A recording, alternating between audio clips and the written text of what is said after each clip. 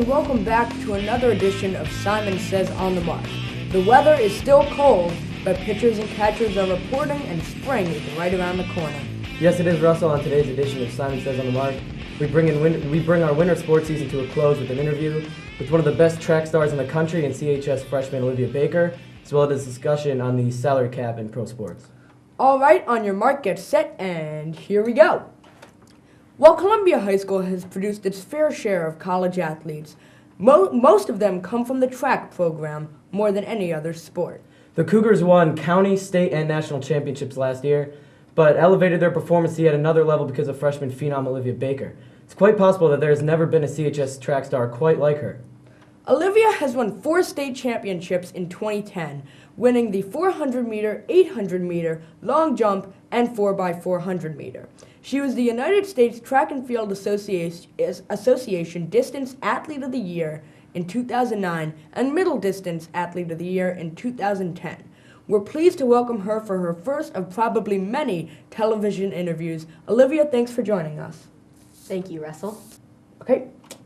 Olivia, you started running track at age 7 for Jaguar Track Club. Was there ever a moment where you just looked back and realized, wow, I'm really good at this? Well, I did at one point, but that was around when I was 11 years old. Towards the beginning of my track career, I wasn't that good. I mean, Really? I was like 6 inches shorter than everyone else on the field, and I was slow. I thought every race you could just run your fastest and win, and no, that's not how it worked.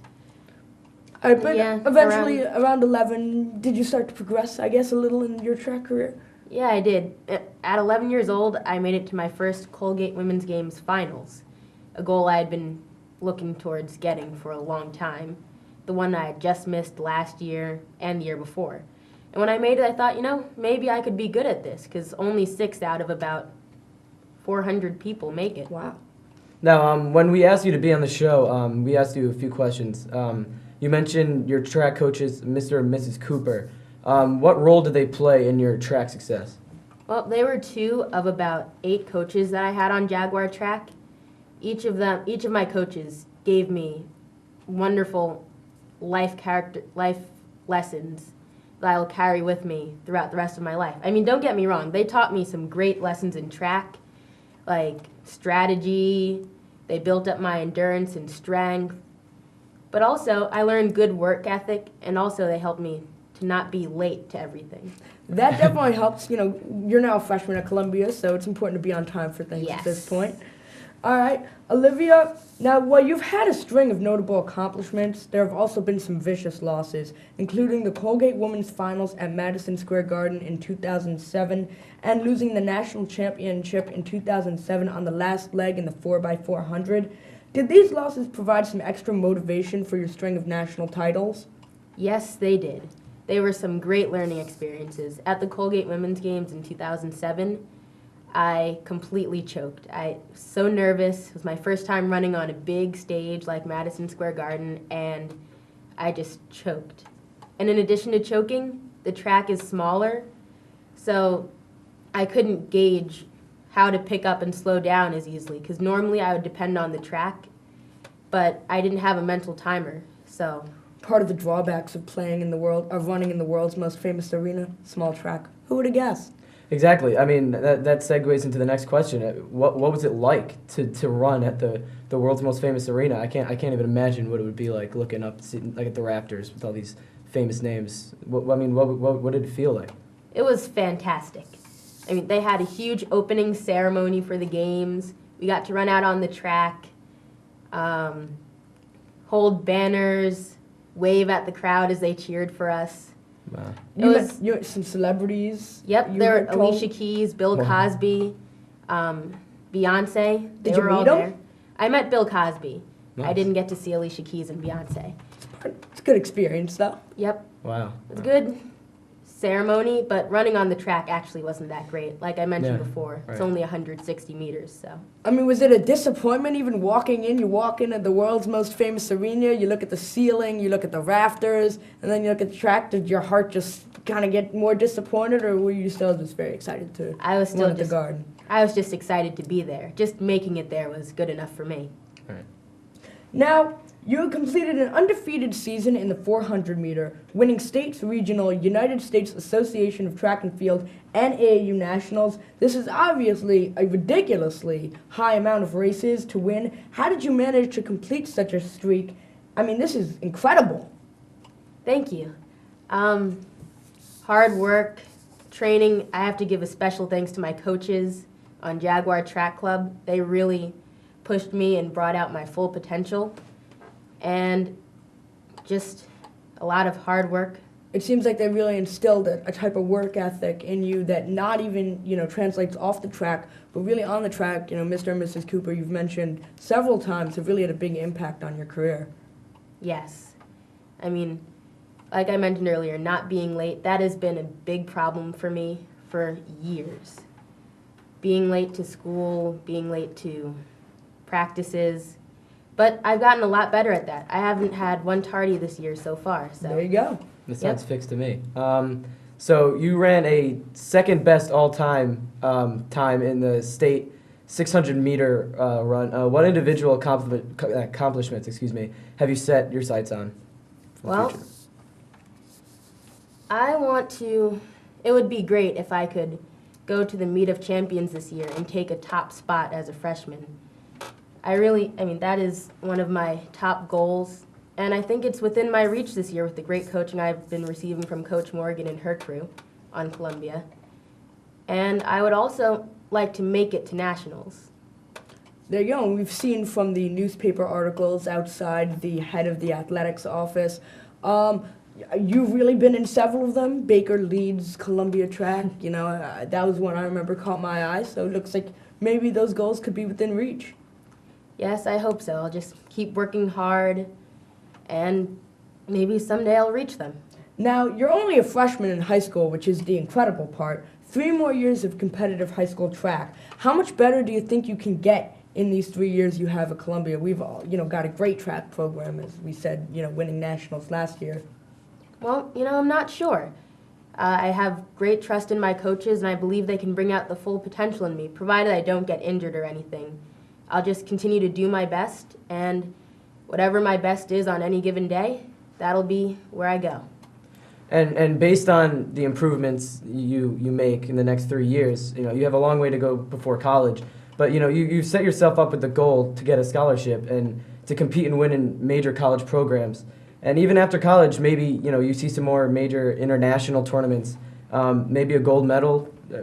What do you think could happen? Olympics, maybe? Olivia Baker representing South Orange Maplewood. That'd be kind of cool. Yeah, you could say it all started here. Yes. I would love to go to the Olympics someday. But my running after college would more be a hobby for me, because I honestly really want to be a brain surgeon. Wow. That is incredible. That's a big goal. There you go. Mm-hmm. Well, Olivia, thanks a lot. If you're, you have a good fallback for your track career, I would say. Definitely. Thank you. Thank you. Thanks for being on. Track star Olivia Baker.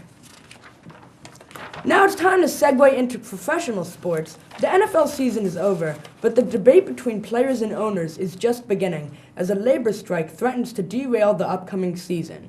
Meanwhile, in the NBA, owners and players are prepping for a potential lockout next season.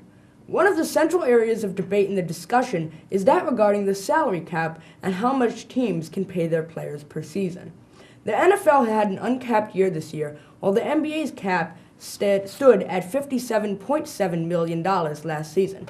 Mark, has both sports faced difficulty in the offseason, and what is your opinion on the salary cap in these sports? Well, when you talk about salary caps and you talk about how each league runs it, obviously the MLB doesn't have one.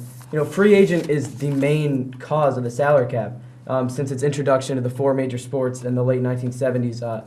Catfish Hunter was the first big free agent name in the MLB. He signed with the Yankees. At that time, he became the highest paid pitcher, I believe, in the league at that point. But nowadays, it's not really based on where the team wants you to go or where you think you could win. Now a lot of other aspects come into where a free agent wants to go, You look at basketball, exactly. LeBron trying to win a championship. And this is the part of thing, I think the good part for the salary cap is that it increases parity. You look at baseball, the Yankees are first with a salary of $206 million just for their salary. Right. The Red Sox are second with less than 46 million less at 160 million. So parity is really hard to find for baseball simply because the big teams can outspend all the little guys. I mean, it's a miracle that the Texas Rangers made it. Okay, they've got the 26th highest payroll in Major League Baseball. It just doesn't happen that much. Right. I mean, like I was saying, it's based on so many different factors now of where a player goes. It's location. It's how that team is doing. It's how much money they're going to pay. And in the three other major sports besides baseball, they at least give these lower teams like Milwaukee or Buffalo or whatever. They at least give them a chance. They at least say, at least we can give you the same amount of money to come here as New York will give you. Maybe we're not as flashy as them, but at least we can give you the same amount of money.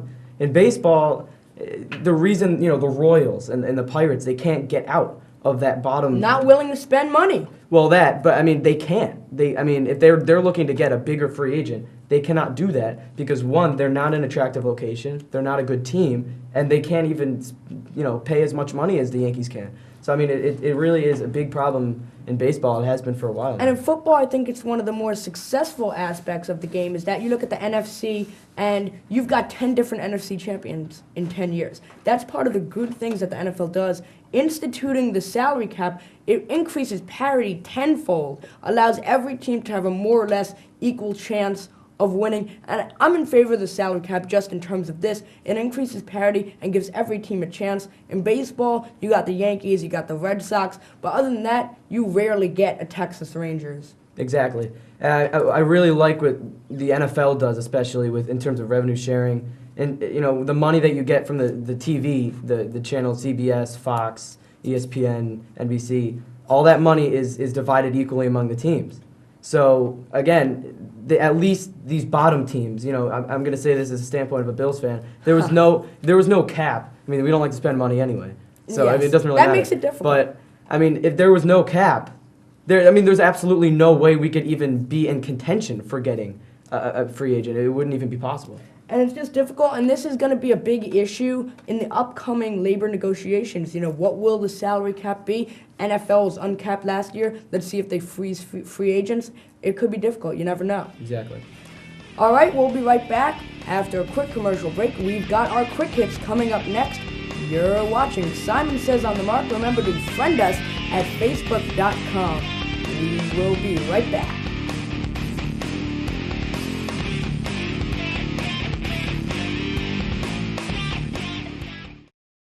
Hi, this is former Governor Tom Kean. I answered the Jersey call to service. Now you can too. Join me and thousands of people from all corners of New Jersey in making the positive changes we need. With only a couple of hours, you can learn how to bring solutions that will cut government waste and improve the quality of life in your hometown.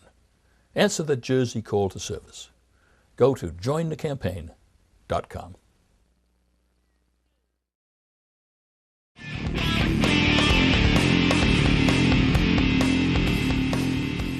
And welcome back to Simon Says on the Mark. Hopefully while you were away, you went to facebook.com/Simon Says on the Mark. We've tried to change our segments a little bit for this episode. We are going to go quick hits for the entire second segment, and we're going to jump right in talking Super Bowl. After his performance in the 2010 season, playoffs, and Super Bowl, where he won the MVP, Aaron Rodgers has become the third Packer QB to bring a title to Green Bay. Do you think this season solidifies him as one of the top 5 QBs in the National Football League? I know we were all high on Drew Brees after last year. Do you think it's a lot of the same stuff with Aaron Rodgers? Well, I mean, I definitely think so. And the last time we were talking about the Super Bowl, and we were talking about who is better position by position, and I was talking a lot about how efficient Aaron Rodgers is. And in the past 2 seasons, I'm going to just talk about the past 2 seasons. His first year starting was not solid statistically. They didn't make the playoffs. So I'm just going to talk about the last 2 seasons that they made the playoffs. Let's hear it. 58 touchdowns and only 18 interceptions. I mean, that's tremendous.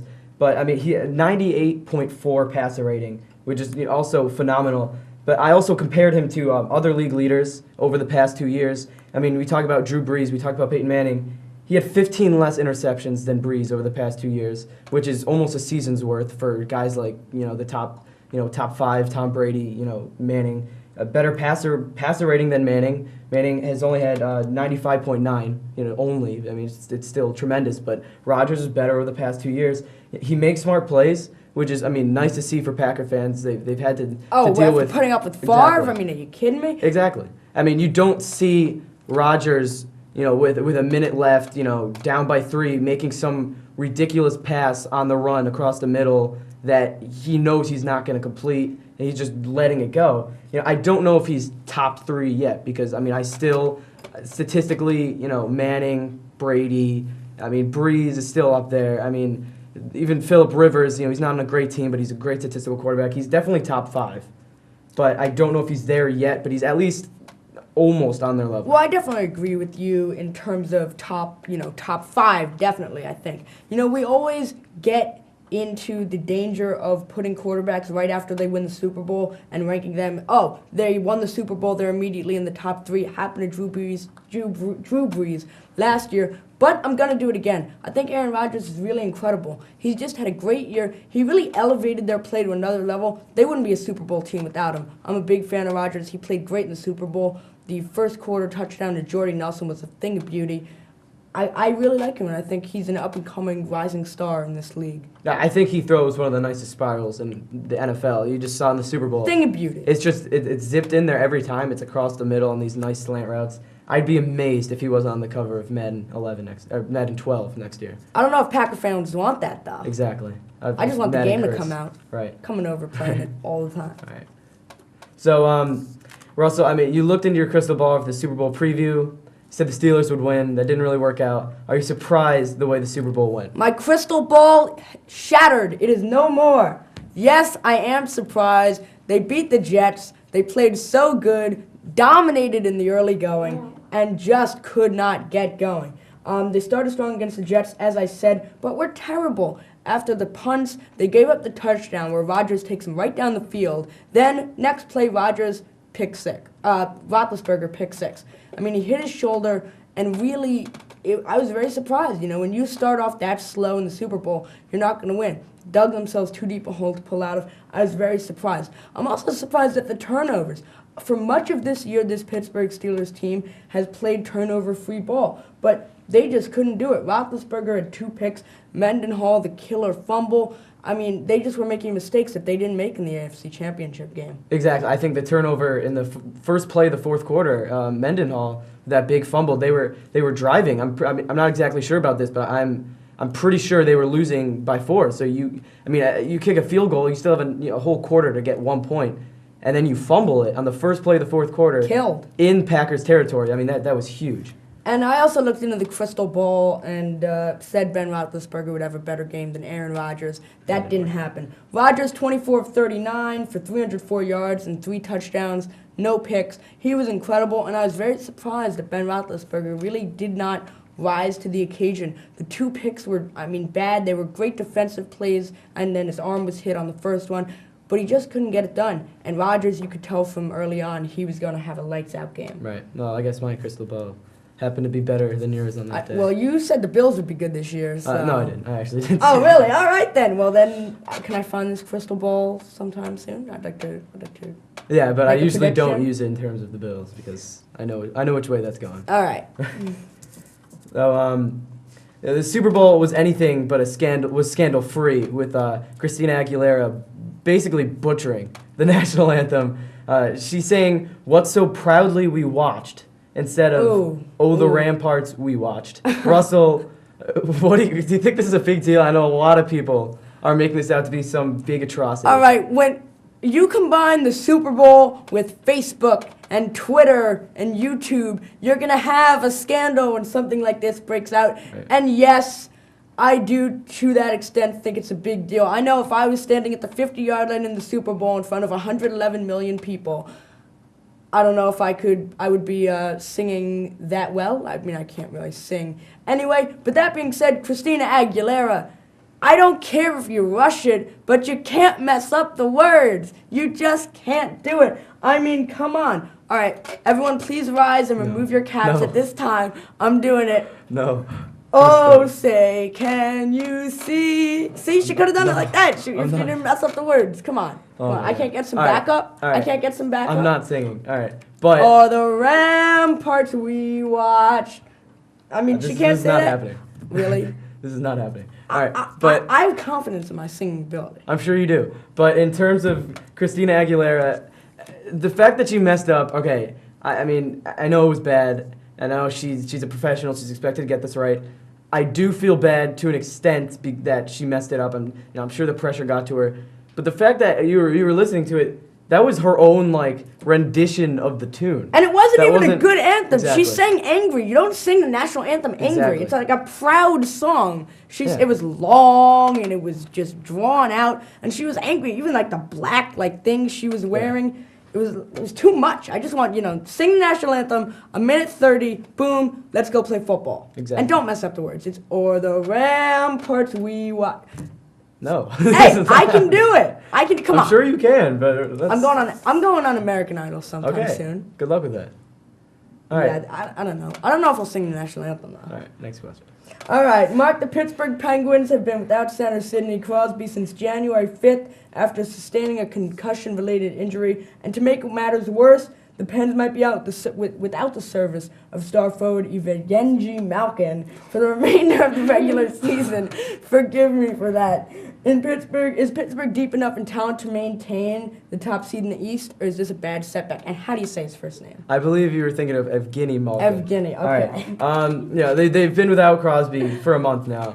But, it's been the big story in the NHL. He got hit twice, once in the Winter Classic, and then again in a game against Tampa on January 5th. Malkin's obviously a big loss as well. He got hurt against the Sabres a few months, I think it was last Friday. But they're 8-5 without Crosby, which is not great, but it's treading water in a tough Eastern Conference. Definitely. And, you're staying on the level. Right. You're not really having a deep drop off. And in terms of just talent, I think they're one of the deepest teams in the league. There's 3 guys that I specifically really like. One is Max Talbot. If you watch the 24/7 HBO Winter Classic great special, series. Exactly. You could just see what a leader he was. He's not a great statistical guy. He has 6 goals in 55 games, but he's played every single game this year. He's played all 55. Jordan Stahl's another center. I think he's one of the most underrated centers in the league. He was drafted 2nd overall in his draft, but he's been hurt all year. He finally got back. His first game was the Winter Classic. He's been doing a great job stepping in for Crosby. And Chris Letang, the defenseman, Sergei Gonchar left. There's a great offensive-minded defenseman for the Penguins for years. He steps in, he fills his shoes, and he's now one of the best defensemen in the league. So he has actually 34 assists and a plus-minus of 18. Like I said, they just need to tread water until Crosby comes back. But honestly, with the talent that you have here with Talbot, Stahl, Letang, I think they could do more than just tread water. They can gain ground. This is definitely surprising. You don't really see a team lose probably their 2 biggest stars and still really, tread water even. One thing I liked about the 24/7 series is we really got to go behind the scenes, see the coaching staff, and it's going to be a real tough challenge for them to see how they deal with playing without their 2 biggest stars. Exactly. It's come so fast for them because Crosby it's been week to week. They don't know if he'll be back soon or later. And then Malkin just gets a pretty normal looking hit in the corner, and all of a sudden he's out for 6 months. So I honestly do think they could gain ground without Crosby, and he comes back, and then they just take off. Well, we'll see if the crystal ball proves right on this one. Right. The biggest show in basketball in the Los Angeles area hasn't been the Knicks and Kobe. Not Kobe. Oh, sorry. Not the Knicks. Sorry, the Lakers. Blake Griffin. His ridiculous dunks have just taken the league by storm. He's assaulted rims pretty much from Orlando to LA. Is he the most exciting player in the game today? Oh, I think right now he probably is the most exciting player. It's ridiculous to think he's only in his first year. He missed all of last year with an injury, but some of the dunks that he has done are just incredible. After the show's over, maybe go into YouTube, type in Blake Griffin. You will see top 10 lists like you've never seen them before. I remember the game against the Knicks The Knicks were playing the Clippers, and he had two of the most incredible dunks I've ever seen in my entire life. The big one was over Timofey Mozgov, the 7-foot Russian center for the Knicks. He basically jumped over him, put his hand on his head, on this part of his head, and just threw it down. It was an incredible dunk, and he's been doing this night after night. I know he had an alley-oop in the game yesterday. It was just incredible. But Griffin is more than just a dunking machine. He's averaging 23 points per game, 13 rebounds. I mean, the dunks are great, but he's a great offensive player as well. He's got a great jumper. He can really handle the ball, great in the post. And now that defenders are trying to foul their way off the posters, he's really spread out his perimeter game, and he's making basketball exciting for the other team in Los Angeles. Exactly, and it's been a waiting game for the Clippers up until this point. You know, I mean, I'm not the biggest NBA fan, but in terms of just him getting hurt from the second he got to the NBA, it was just a waiting process for them. When's he gonna get, when's he gonna finally get into the rotation of this team? And finally he has, and he's making a show of it. He really is. Now we transfer on to baseball for our last question. Andy Pettitte announced this week that he will retire after 13 seasons with the New York Yankees and 16 in the major leagues. Although he may be out of his prime, Pettitte would have used up a large part of innings for the Yankees rotation. Where do the Yankees go from here, Mark? Well, I mean, they really should have planned ahead more. I mean, this should have been their main goal to start the offseason. I mean, they tried to get Cliff Lee. That didn't work out. But it didn't seem like they were going after anybody else with a trade or anything. I mean, this is a top-heavy rotation to begin with. You have CeCe, then you have Phil Hughes. But just look at the drop-off after that. Burnett has been really a huge disappointment last year. Terrible. I mean, this previous season, even in 2009 when they won the World Series, he wasn't that great. He led the league in walks that year. He hit the most batters in the league this previous year. His ERA with the Yankees has been 4.62. This is not what you want to be when you're a main pitcher in a Yankee rotation. I mean, it's obviously scary when, your third pitcher is struggling like that, and then you have nothing after that. And you really don't see the Yankees with their high payroll struggling like that just to find pitching talent, period. Exactly. I mean, you're talking earlier about how much the Yankees spend, just they're number one in the league, but where's all that money going? It's going towards a certain core of players. And then you look at the rest of the rotation, you have three guys battling for the rotation. It's Ivan Nova, Sergio Mitre, even Bartolo Colon, and it's just not good. All right, that's all the time we have. I'm Russell Simon. I'm Mark Donatelli. You're watching Simon Says on the Mark. Remember to check out the Facebook page. We'll see you next time.